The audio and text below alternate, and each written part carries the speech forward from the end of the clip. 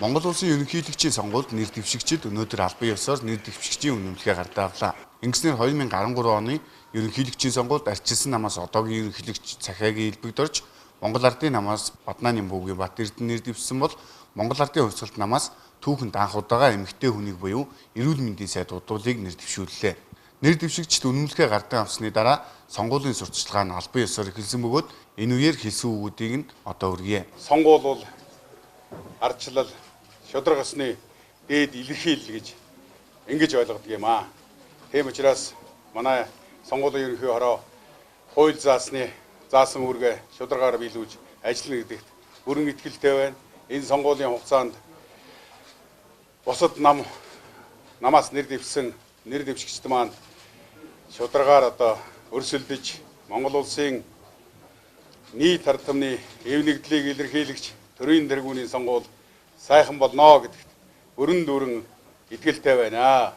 5 зорилго, 5 зорилт гэсэн ийм нэртэй мөрийн хөтөлбөрөөр сонгогч олон түмэнд танилцуулахаар өнөөдөр би сонгуулийн сурталчилгааг албан ёсоор эхэлж байна. Сонгуулийн сурталчилгаанд би Монгол улсын хууль дүрмийн хүрээнд шударга өрсөлдөнө гэдгээ олон нийтийн өмнө амлаж байна.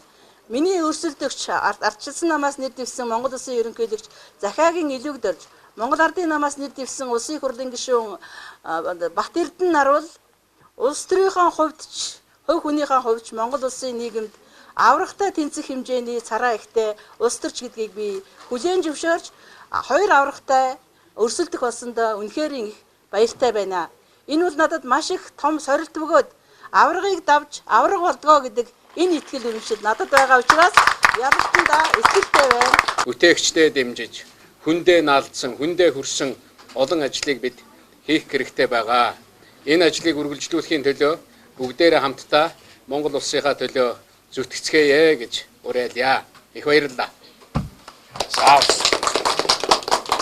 Энэ удаагийн сонгуул өмнөх ерөнхийлөгчийн сонгуулиудаас хэд хэдэн зүйлээр онцлогоо. Өмнө нь сонгуулийн тойрог хэсгийн ордод намуудын төлөөллийг ажилуулдаг байсан бол энэ удаад төрийн захиргааны болон үйлчилгээний алба хаагчдыг ажилуулж байгаагаараа онцлог юм а. Түүнчлэн автомат машинаар санал тоолж гадаадд оршин суугаа иргэдийн саналыг авах юм. Одоогийн байдлаар 26 улсын 29 ажиглагч ирчээд байна. 26 улсын 29 ажиглагч. Урт хугацааны ажиглагч. За мөн Европын аюулгүй байдал хамтын ажиллагааны нийгэмлэгийн шугамар 300 ажиглагч богино хугацааны ажиглагч ирэхээр хүсэлтээ ирүүлчихэд байж байна. За Азийн сонгуулийн байгууллагуудаас ажиглагчтай ирүүлэхээр ингээ хүсэл тавьсан. За энэ сонгуулийн ерөнхий ороотой бас ажил төрлийн холбоотой байгуулдаг одоо энэ гадаад орны сонгуулийн байгууллагуудаас бол бас ажиглагчаа ирүүлэхээр ингэж хүсэлт ирүүлээд байж байна. За энэ удаагийн сонгуульд бол гадаад дотоодын нийлсэн нэг 8000 гаруй ажиглагч нар оролцсон. Нийтдээ дотоодын ажиглагч нь бол нэг 7000 гаруй ажиглагч энэ намуудаас бол гарна. Намууд төрийн бус байгууллагуудаас гарна.